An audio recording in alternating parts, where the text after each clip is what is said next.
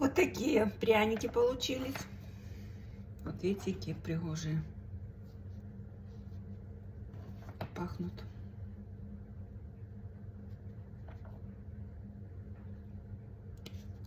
Хотите, чтобы были потолще, раскатывайте потолще, будут пряники.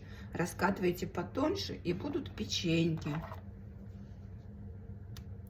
Вот этот будет более хрустящий, потому что я его дольше подержала в духовке. А этот менее хрустящий, это будет пряник. Я его чуть-чуть меньше, он такой вот, видите, даже на вид. А это будут хрустящие печеньки в кофе. А этот можно расписывать, разрисовывать.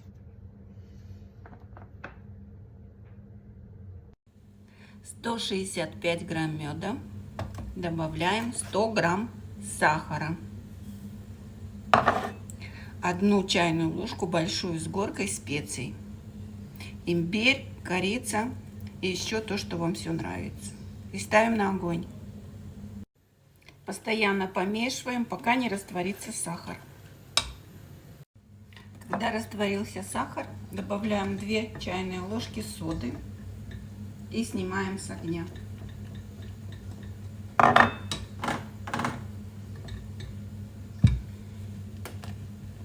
Оно сразу увеличивается в объеме, сразу пошла реакция сода с медом. Добавляем масло сливочное 125 грамм комнатной температуры. Все, смесь подостыла, масло растаяло. Добавляем 1 яйцо и быстро вымешиваем. Переливаем в другую емкость и будем замешивать тесто. Смотрите, какой цвет. Вмешиваем постепенно.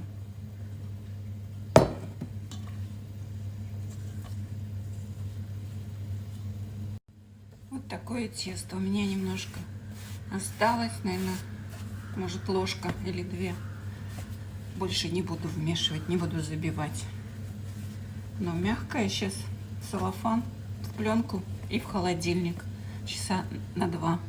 Вот такой у меня отряд новогодних пряников. Имбирные. Почему-то цвет не передает.